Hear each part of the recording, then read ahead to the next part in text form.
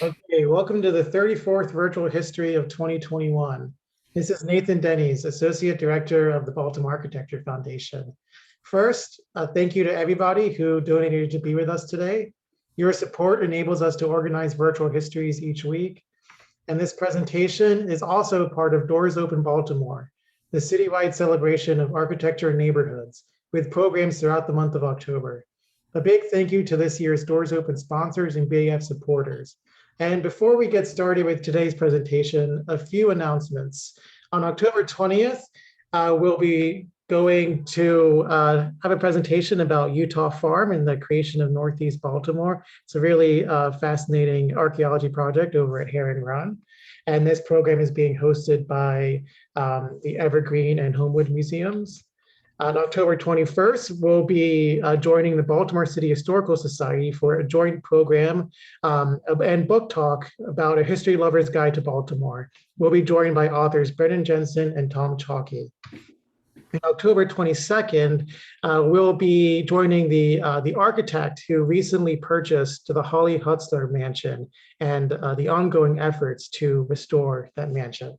Should be a really fun one. But today's presentation, we have with us Mike Franch, and Mike is a historian, and I have the pleasure of serving with Mike on the board of the Baltimore City Historical Society, where he's also a past president. He is especially interested in Baltimore's urban growth and religious community in the early 19th century. Mike is also a minister at the First Unitarian Church. On a personal note, it was an honor to have Mike officiate my wedding over Zoom last year. And if you have any questions for Mike, please add them to the chat box. With that, Mike, I'm going to turn it over to you. Thank you, Nathan. I'm going to be a talking head for a couple of minutes here. Then I'll go to the slides and more talking. Our story will travel through time to take from the late 18th century and into the 19th century as Baltimore experienced great growth. There's several things were happening at the same time.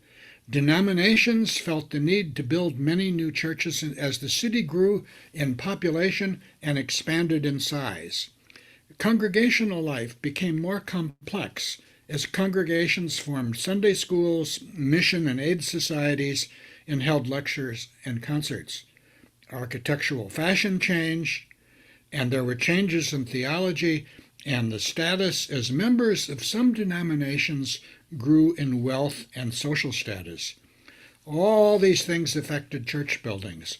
I'm going to start with the late 18th and early 19th century Meetinghouse, or vernacular churches, which I'm calling the first generation.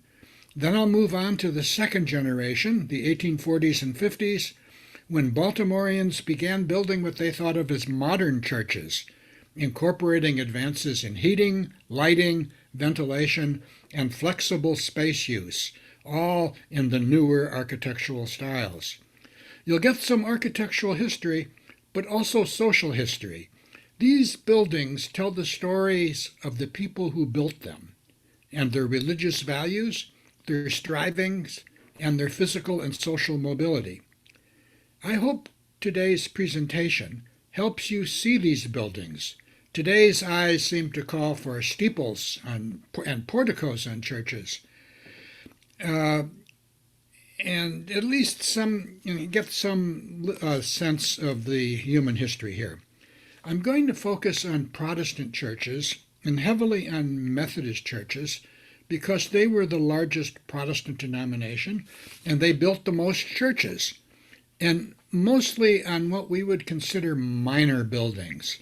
I mostly won't talk about buildings that we might mention when we brag about Baltimore's architectural history. So first, let's go to the first generation, what I call it the period of the brick or vernacular Meetinghouse. If you look at the vignettes on the 1822 Poppleton's plan of the city of Baltimore, it's a map, and along the margins there are drawings of buildings. If you look at that, you will see several buildings we'd recognize as churches. They have steeples or towers or nice porticos, but also many meeting-house-style churches of various denominations, fairly simple with a gable roof toward the street, Some were more architecturally graceful than others. And here, let me go now to the slides. And we'll go to slideshow.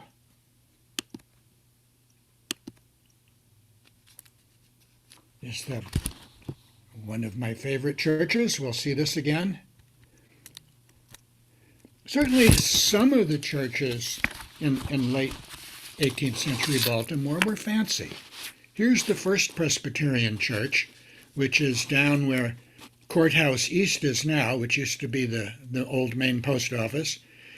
Mike, Yes. you need to share your screen. Oh, technology. It happens. It happens. Here we go. Share screen. Let me get the right screen. Ooh. It's here we go. Sorry about that. This is not a problem they had to worry about in the 19th century about sharing screen. Well, they did have slideshows, but they were magic lantern shows. That work, Nathan? Yes, looks good. Okay, thank you. Here we have the First Presbyterian Church, which opened in 1791. Now, this is a fancy-looking church, isn't it? But when it opened, it didn't have the two towers. It didn't have the fancy portico. It was basically a simple meeting house box. And if you notice to the right of the screen, there's a little small building. That's one of the auxiliary buildings that they had to build, and we'll talk more about those, because the main church building wasn't appropriate for dealing with small-sized meetings. This, just as an aside, now try not to do too many of these, you can also see the degree to which the civil engineers had to reshape city land as streets were put in.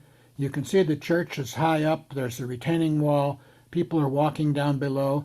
That probably represents dirt that had to be removed to get level street grades. So, the water would the open sewers would properly run down to the harbor.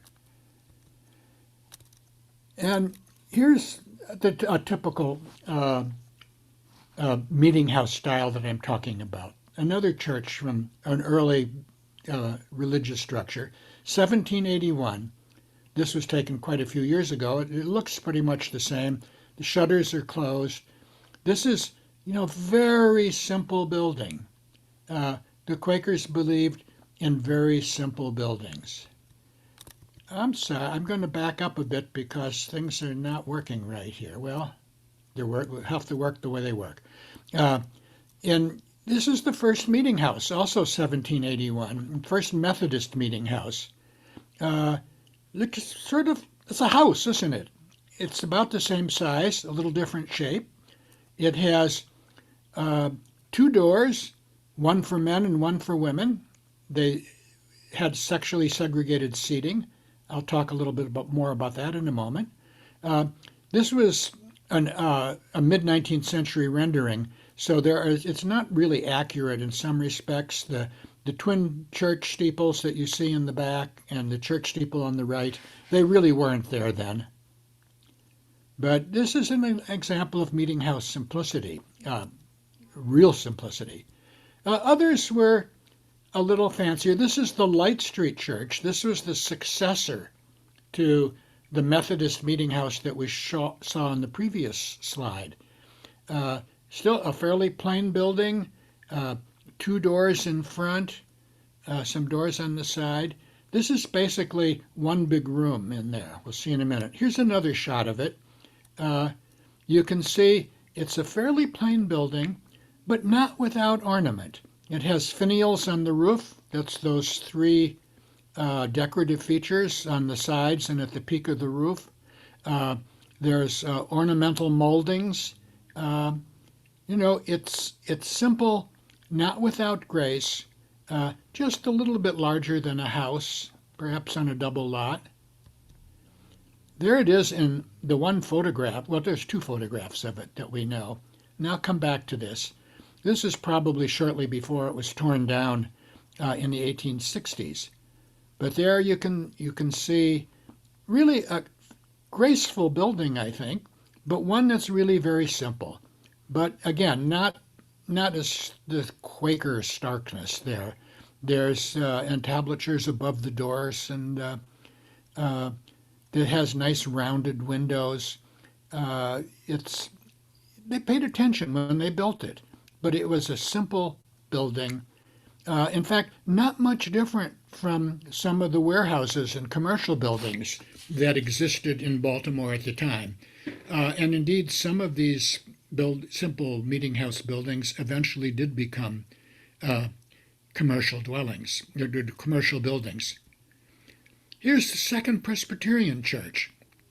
Again, you can see from that large window along the line side and the ornamentation around some of the doorways. This is not stark. There's a couple of pilasters on the front, these white. I think those are decorative masonry rather than just downspouts. These simple congregations, the Friends and the Second Presbyterian Church, some of the wealthiest people in the community worshipped in these simple churches. St. Peter's P.E., that's Protestant Episcopal. Today we just talk about the Episcopal Church. Back in those days, they were known as the Protestant Episcopal Church. 1803.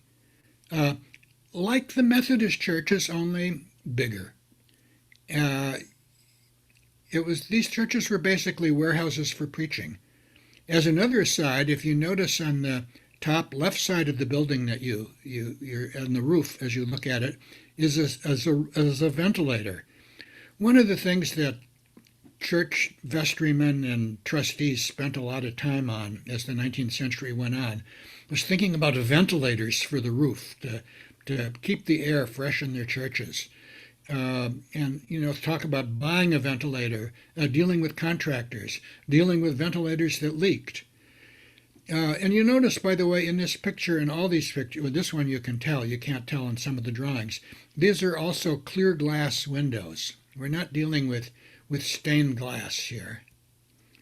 The Utah Meetinghouse, a Methodist Episcopal, as that denomination was known then, built in 1809.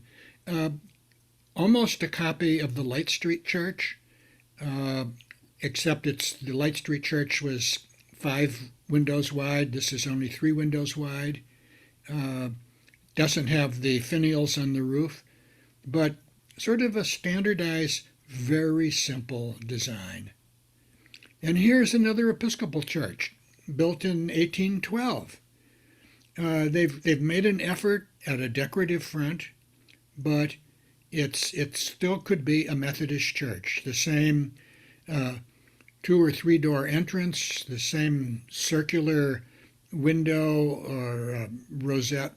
Some of them were just brickwork at the top. Episcopal, but could be Methodist. Here, getting a little fancier, 1818. It's really a simple church, eave toward the street, but they've put a fancy front on it. It also looks like they've raised it up a little bit. It's probably built on a hill. In fact, it was, and so that gave them an option of having a lower story. I'm going to talk about that in a second. Caroline Street Church. This is a photograph. 1980. Look at this. Here we have the church built in 1818. It's got features of both the Light Street and the Utah Street Methodist Church. It's only 3 windows wide, but it has the finials on the roof like the Light Street Church does. At this point, it only has 1 front door, but there you see it in an urban setting. Let's talk about the inside. Well, let's review for a moment what we have here. We have buildings that were designed they had a job to do. They had to be, built within the means of their owners, that is affordable. They had to keep out the rain, keep in the heat. They had to have lighting. They had to meet the owners' social, psychological, and actually promotional needs. They had to have interior space that worked for the needs of the owners, and they had to be adapted to their setting, which in this case was the dense urban neighborhoods, narrow lots, neighboring row houses. And so I call this collection of requirements and what resulted from them as the Meetinghouse Vernacular. Built on a double or triple city lot, they usually used the whole width of the lot. The gable end was toward the street. They built practically up to the sidewalk, or in this case, this church you see here, right on the sidewalk. There are no steeples or towers. And inside, you have one large room a few steps above street level. Usually these churches also had galleries. We would call them balconies. From the outside, as I said a moment ago, they're similar to commercial buildings. They might be simply, and they often were, described as warehouses for people or preaching barns. And let's look at the inside instead of just the outside. This is a later 19th century drawing of Strawbridge Alley, which is one of the first and simplest Methodist meeting houses, but had features that carried through in fancier churches. As you can see, there's the main focus was on the preacher. These were churches that were designed for preaching, and as such, they had no center aisle. They had side aisles, but you wanted to get the preacher close to as many people as you could, and so there was usually no center aisle. This drawing doesn't quite show it. In fact, it's a little inaccurate on that. But Methodists, many Presbyterians, Quakers also separated the sexes in their meeting halls. Women on one side, men on the other side, as you see here. And they had galleries or balconies to fit as many people as possible into this small space. Although here we have an interior in 1845 of an earlier built church, Bethel African Methodist Episcopal Church. And here you can see what the inside of these meeting house type churches were like. Here you can see a gallery around three sides. We're basically looking at it from under the gallery in the rear. And in front of the church is a simple platform, which is, this is simplicity. It's designed for preaching. This, unusually for a Methodist church, had a center aisle, perhaps because it was formerly a Lutheran church. You also see here cast iron holding up the galleries. That was an innovation in the 19th century that churches happily, structural innovation that they happily adopted. But there was this just kind of design had a problem. And here in the Light Street Church illustrates it.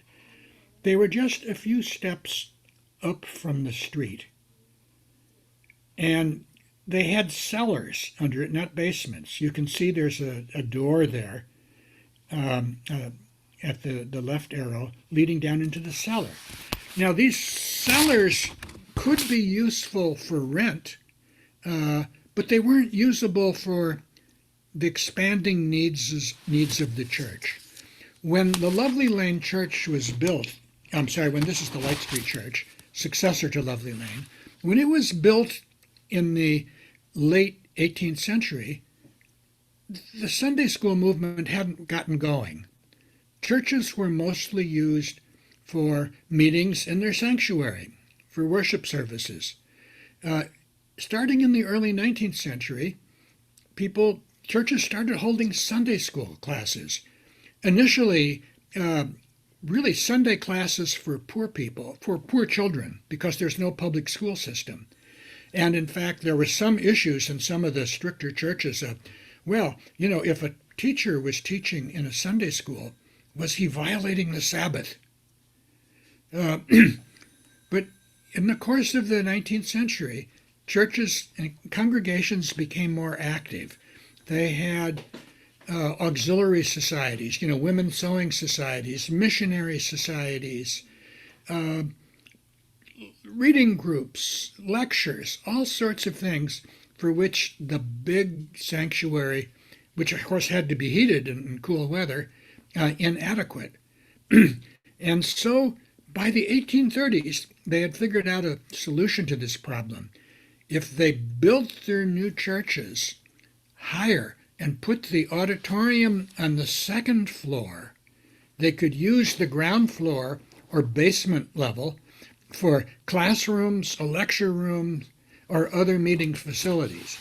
And I'm going to show you one of these churches in its terminal days, so don't be too alarmed, please. This is Wesley Chapel, which the Methodist built in 1833.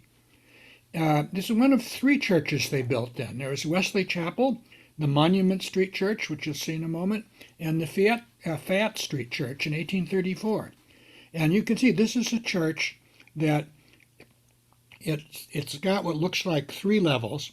There's a lower level, which would be for classrooms and small rooms, or maybe a low-ceilinged lecture hall for talks on various subjects that the churches like to do. And then you would, when you came in these street-level doors, you mounted the steps to the main sanctuary. And that would either be one big room or with galleries at the level of the third floor windows. This picture is taken and now it's kind of the Otterbein or Inner Harbor West area. If I took it from a different angle, you could see what I still think of as the USF&G building in the near distance. But as you see, this kind of architecture also lent itself to other uses than congregational purposes. And here's the Monument Street Church. It was built in 1834. This is a picture in 1972. You can see it's a little effort at fanciness. The facade is a little wider than the church itself, and you enter a little bit above street level, but you have your sanctuary that's up a bit. You have in the basement level or ground floor level, you had Sunday school rooms. So I think these two churches that I'm showing you now, and as well as Fayette Street, which I'm not showing you at the moment, were the last churches built in this Meetinghouse style. We move on to something else. Now, I mentioned the Poppleton Plat of 1822 showed many of these Meetinghouse-style churches. This print by E. Weber and Company, called A View of Baltimore, it's undated but apparently published in between 1847 and 51, has vignettes of important buildings along the margins. You can see the Gothic St. Alphonsus and Franklin Street St. Alphonsus Catholic and Franklin Street Presbyterian Church, and the Charles Street Methodist Church, which I'll talk about in a minute. But the only simple church building is Zion Lutheran, down at the bottom there near the right. No meeting houses allowed. And that's largely because nobody was building meeting houses anymore. They were building a lot of churches, but not in the vernacular meeting house style. But it wasn't just about style. How a church building looked and performed was part of the competitive nature of church growth. A church had to attract members. It had to have a modern and perhaps even stylish building. Baltimore was too new to value old buildings, especially if they didn't meet modern standards of comfort and convenience. The rector of that St. Peter's Episcopal Church, the white big brick church I showed a few moments ago, in the 1850s complained about his difficulties of attracting a congregation due to the changing nature of his neighborhood and the old-fashioned, unattractive meeting house. The Presbyterians in their 1802 Second Presbyterian Church had the same issue. Changing taste played a role. New technology also played a role. and so do social concerns. Now, I already talked about new demands on space. The New Style church with the sanctuary raised above the street provided space for small meetings. Technology and amenities. Most Protestant churches built after 1840 were fairly simple, but considerably more comfortable than earlier, and also had a nicer architectural finish. And they also had amenities such as gas lights and furnaces in the basement. Most of these older churches I showed you were heated by stoves in the sanctuary. New taste, and although the gable was invariably toward the street, builders could add cornices and brick pilasters, which provided a relatively inexpensive but somewhat flat version of Greek and Roman revival styles. Buildings, they also, as we'll see, carried walls upwards to form battlements and installed pointed windows to create an inexpensive version of Gothic revival. So here are some examples of New Style churches in East Baltimore, all built within a few years of each other. Here's a screenshot of Broadway Methodist, still there, but no longer a Methodist church. Here's Broadway Presbyterian, erected about the same time. Trinity Episcopal Church, 1854. When I took this picture in 1980, it was now housed a Goodwill thrift store. But you can see it's the same basic structure, but they're doing different things to the front to make them appear more interesting and more modern. Or you can drive up Harford Road to see the Harford Avenue Methodist Church. This, to my knowledge, is the first Methodist church in Baltimore to have a steeple. This was at Harford and I think Bethel, right at the top of the hill as you go up Harford Road there from downtown Baltimore. When this church was built, there were no houses near it. Their nearest house was about 3 blocks away. Here's a different statement, but here you can very definitely see you have the front entrance over the tower, and this is a First Methodist church of one of these towers. The fancy windows are on the second floor, not on the first. But the first floor you can see has big windows for classrooms, and underneath all that would probably be a cellar or basement. Jews also used this building style. Here's what was then the Hebrew Friendship Congregation, built in 1848. And you can see it's built in the new style, but basically an adaptation of the Meetinghouse, raised above the street, kind of the attention paid to the windows. This is a nice view too. This is, by the way, on Eden Street, or it was on Eden Street. To the left, you see what are often called flounder houses, those shed roofs. They look like half houses, very teeny houses. There may be some others still in Baltimore, but I'd be interested in knowing if any of you know of them. Now, let's get beyond, modernizing these old churches. Actually, this slide is out of place, so let's just, I can't. I'm going to skip ahead. I'm so sorry about this. I tried to arrange this very carefully, and I have messed up, but we'll come back. Slides work in 2 directions. Okay, here's some churches tore down their old churches and rebuilt.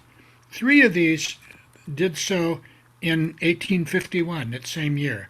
The William Street and Exeter Street Methodist Episcopal. The William Street, then called South Baltimore Station, was on what we now call Federal Hill.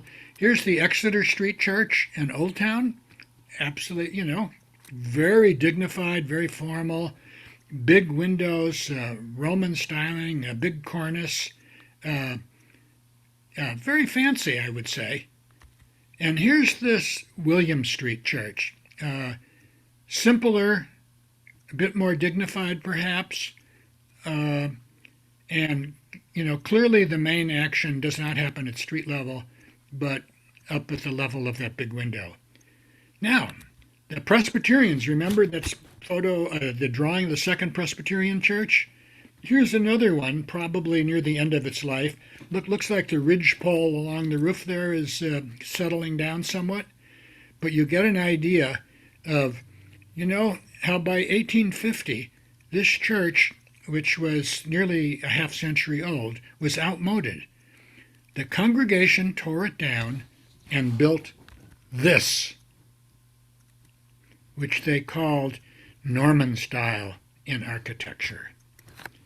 Now, if tearing down was too extreme or expensive, several Methodist congregations with solid though plain facades added, plain meeting style, added new facades and vestibules. I'm really out of order, but we can do this. Here, if you're a Presbyterian and you're not as rich as the folks at Second Presbyterian, is what you build. This is the South or Light Street Presbyterian Church, 1855. It's kind of Gothic or Gothic-ish. It's got a tower with points on the top.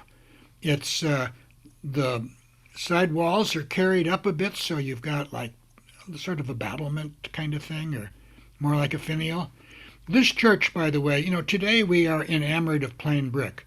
This church was probably be painted a plain gray to imitate stone when it was built.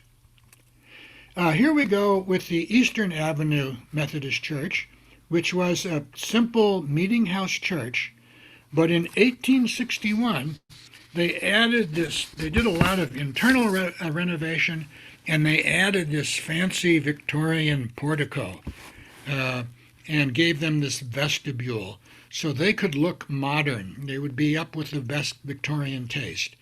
Here's the Fayette Street Church, and I thank Baltimore Heritage for this photo because I should have taken photos of it years ago before it was torn down, and I didn't do that. Those of you, we all travel around with, good quality cameras with us all the time on our phone. Please, if you see a building that interests you, take a picture of it because it may soon be gone. Behind this facade is a simple, plain brick building that was built in 1833 and just by the 1860s appeared outdated.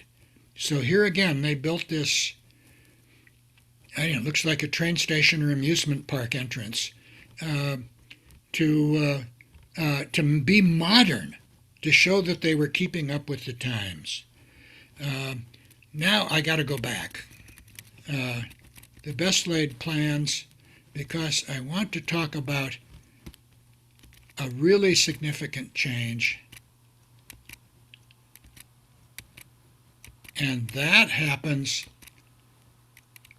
with this church, the Charles Street Methodist Episcopal Church, because this marked a departure from some Methodists from the tradition of simple, relatively unadorned meeting houses.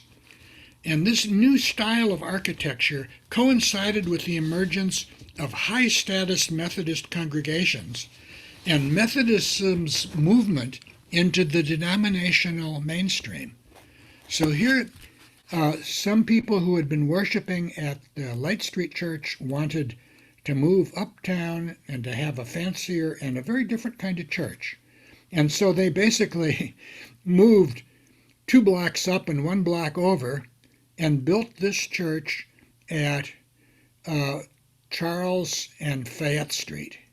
Here's another shot. It's fuzzier, but it captures the residential nature of the church. Now, this was not a radical design for Baltimore in the 1840s. There were other similar Greek Revival churches. There was St. Peter's Roman Catholic Church on Poppleton Street. There was the Lloyd Street Synagogue on Lloyd Street. There was the Seventh Baptist Church on Paca Street. This is still there today. You know it as St. Jude Shrine. Eventually was bought by the Palatine Fathers. I presume somewhere buried inside there is full immersion baptistry. The Charles Street Church, here is a later picture with the Masonic temple next to it. The significance of this church, aside from its architecture, is its departure from Methodist practice. As late as 1856, the discipline of the Methodist Episcopal Church, which was the denomination's rule book, repeated their founder John Wesley's warning: "Let all our chapels be built plain and decent, but not more expensively than is absolutely avoidable. Otherwise, the necessity of raising money will make rich men necessary to us, and if so, we must be dependent upon them, yes, and governed by them. And then farewell to the Methodist discipline, if not doctrine too." Well, they didn't have to go out and get rich men. Rich men were already there, and they were members of the Light Street Church, and they wanted something different. This is not just a fancy building. This differed in other ways inside. It had proprietary pews rather than free seating. That is, Methodist churches had pews. You just came in and sat where you wanted. They financed themselves by passing the basket. Churches with proprietary pews had people who actually bought or rented those pews and had exclusive use to them. And not just anybody could go and sit there. They had family seating rather than sexually segregated seating. And worst of all, to some Methodists, they were the first Methodist church in the city to install an organ. The rest only had unaccompanied congregational singing. One of the traditionalist clergymen asked of the congregation, "Well, you have a machine to sing for you. Will you now get a machine to pray for you?" So, this church that you see here was torn down before it was 50 years old. But you can still see it in different form. This is the Union Square Methodist Church that was built finished in 1855, and they were, this was this was a church. Didn't have the embellishments of wealthier congregations, but the pews, according to contemporary description, were of imitation oak, and they had imitation paneling on the walls. And this painted exterior, which we see as the brick we love today, was painted an imitation brownstone. More significant, I think, than these details is the fact that the congregation's inability to afford genuine oak and brownstone, more significant than that, was their wish to appear to be able to do so. Now, the builders of the Madison Avenue Church, which still survives, it's now the Douglas Memorial Community Church, they could afford the real thing. They mirrored the Charles Street congregation in social status and a desire for instrumental music. So they didn't have the simple Doric or Ionic columns, they had Corinthian columns. They had black walnut pews cushioned in damasks. They had a marble pulpit. And some of this was an artifact of land development. Henry Tiffany, who was a Methodist, was carving his estate, Rose Hill, into building lots. And he donated land on Madison Avenue to his fellow Methodists with the provision that they build a church like the Charles Street Church and that it be pewed, not a free seat church. That is, a church likely to attract members at the upper end of the denomination spectrum. So, finally, we started with talking about the simple Quaker Meetinghouse. We conclude this part, by, in 1860, the Quakers in the western part of the city built this new meeting house. It was over on, I think, Utah Street. It was simpler than many of the churches the Baltimoreans of their social class built. and it was probably a little bit old-fashioned even by 1860 from many of the new churches, but it was definitely a far cry from the old Fayette Street Meetinghouse that we started this presentation with. There was no going back on style. Well, let me conclude this by talking about the urban scene and what survives and what's lost.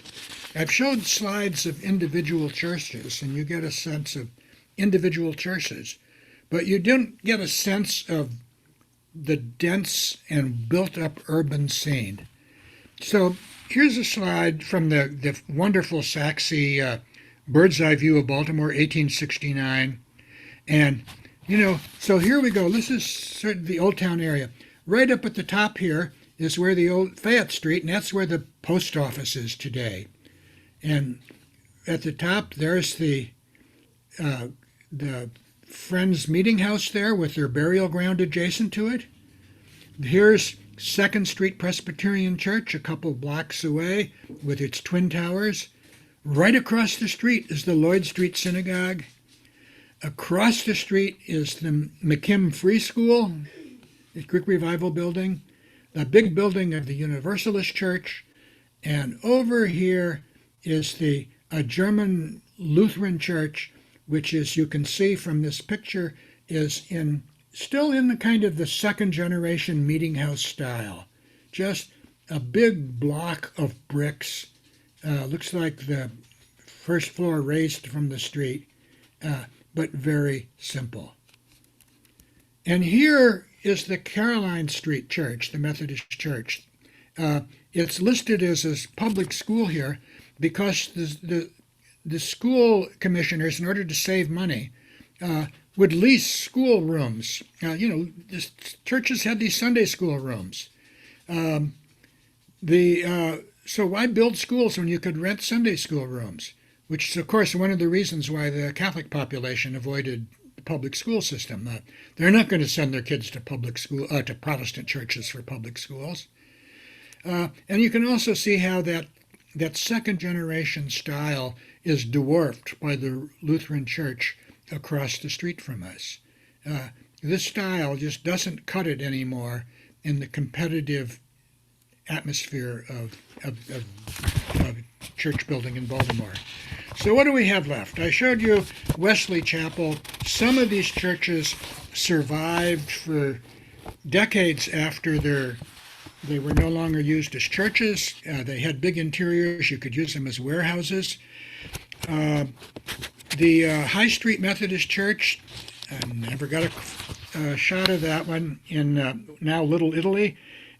For years, it was there as a warehouse and I think as an ice cream factory. Some congregations of some demolished churches did survive. Second Presbyterian Church left Baltimore Street in 1925 for Guilford, and it has today a thriving church complex that takes up a full block, and is in fact back to the 18th century brick look. The original Charles Street Methodist congregation built a new church by the Washington Monument in 1872. That congregation, as the Mount Vernon Place Methodist Church, survives but struggles. The Light Street Methodist congregation first moved to the old Charles Street Church, and then it moved out to the suburbs, building out there as far out on 22nd Street, the church we now know as Lovely Lane Church in the 1880s. As far as I know, the only three buildings of the first generation Meetinghouse style that only three remain in Baltimore, and only one is used for religious purposes. The Friends Meetinghouse on Fayette Street, across from the main purpose, is a recreation center. The former Monument Street Methodist Church is still there, but it's closed in November 2016. Its congregation, which is down to 23 members, joining another church. The William Street Church, 1851, is still there, but has undergone a transformation. 1986, an ad for the Churchill Place condominiums. I see this is far enough back that they're giving phone numbers without area codes. If you had $194,500 in 1986, you could get one of 8 luxury condominiums in the former William Street Church. And there it is today, kind of blocked by trees, but serving as condominiums. Yeah, here's the out of shape, the former Monument Street Church, derelict and sitting there by itself for sale today, if you want to buy it. The only church left that's still used for religious purpose is this Caroline Street Church, and it's no longer a Methodist church, it's Apostolic Faith Church. It remains the 5th oldest building used in congregational use in Baltimore. The only ones older are Otterbein, which has changed denominations, the Old Cathedral, the Catholic Basilica, Zion Lutheran, and First Unitarian Church. If you want to see what the 1808 Utah Street Methodist Street Meetinghouse looked like, look at this church. If you want to see a more modest version of the 1797 Light Street Methodist Meetinghouse, look here. And so this pretty much ends the story. We've talked about buildings, but as I hope I've conveyed, buildings are also the story about people. They're the story of our community. Thank you for listening, and thank you for sharing my mania for early 19th century Baltimore churches. Mike, thanks so much for this great presentation. We have like a lot of nice comments coming in the chat right now. So we have a little bit of time for some questions. One question we have here is, was there more money to build fancier churches later in the 19th century? And if so, where did the money come from? People's pockets. I'm joking, but there were fancy churches built in this period. Of course, there was we can just look at there is the Franklin Street Presbyterian Church, Grace Episcopal Church, now Grace and St. Peter's. There were Episcopalians had lots of money. There were poor Episcopalians, but there were a lot of rich Episcopalians, and they were moving out, say, from the lower city out to north of Franklin Street, where all the fancy people were starting to move. And they had, people walked to church, and so they needed the churches to be nearby. And so they were building fancy new churches. We have Westminster Presbyterian Church out by the, University of Maryland complex. People contributed money to build nice churches if they had the money. If they didn't have the money, they built these simpler churches.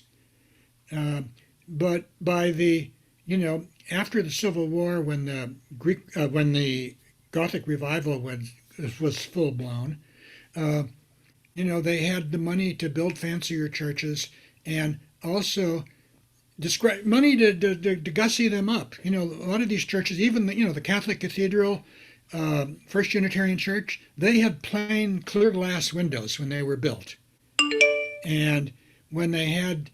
Over the course of the years, people donated stained glass, and things got fancier. I could go on, but I better stop, or there'll be no time for anything. Yeah, and also like the city's industrialists, the bigwigs would often put money to build churches. Oh yeah, go up to Bolton Hill to Brown Memorial Church. That Mrs. Brown paid for that whole church, for the in memory of her husband. The Brown family were, very wealthy. They heavily contributed to the First Presbyterian Church, that's now First and Franklin Street. And she built, after the Civil War, that by her own money, which meant that the church had difficulty with its financing because they never had to do the discipline of paying their mortgage. Someone had commented about what you were saying about Methodism and this idea that there was supposed to be this humility that was part of it, that was supposed to be embodied also in the structures. And one thing that made me think about with Lovely Lane is that Lovely Lane eventually built like what was probably the grandest church in Baltimore at the time. Mm-hmm. Stanford White, who was the starchitect of the nation at the time. They built a super fashionable church up there. Mhm. So can you Yeah. talk a little bit more about like how the thinking changed towards the end of the 19th century? Well, part of it is, as Baltimore developed and progressed, some people developed and progressed with it.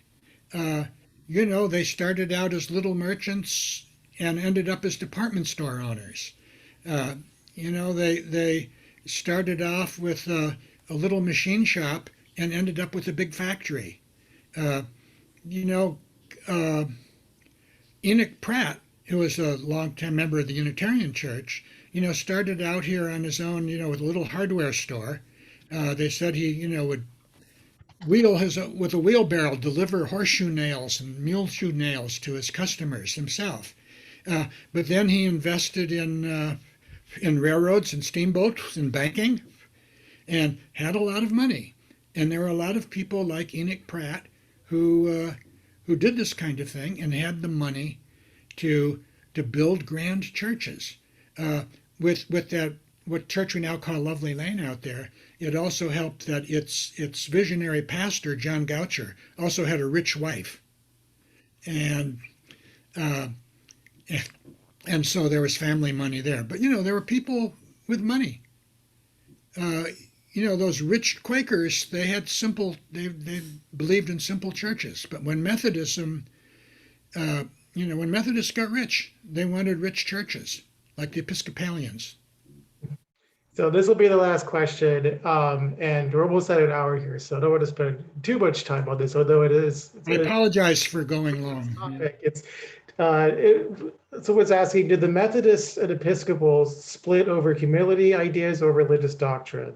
It was religious doctrine. Wesley was an Anglican priest, that is, an Episcopalian, in England, and he never became a Methodist, as it were. I mean, in England, Methodism was kind of initially an offshoot of the Anglican Church. It was after the Revolution, it became a separate denomination in the United States, separate from the Episcopalians. But there was always a conflict within the Episcopal Church as to exactly, were they almost Catholic or were they almost Methodist? And you had this full range of people, and it was a big conflict in the early church. So I'm sorry I can look through, if you want, I can look through questions and maybe answer by email if people have things that, if those chats are saved, I can. Yeah, I'd be happy to send you the chat, Mike. And yeah, thank you so much for joining us. This was a really enlightening presentation. And those of you who are still with us, if you go to www.doorsopenbaltimore.org, you can see all of the upcoming virtual histories this month and all of the other Doors Open programs that are happening through the month of October. Thank you.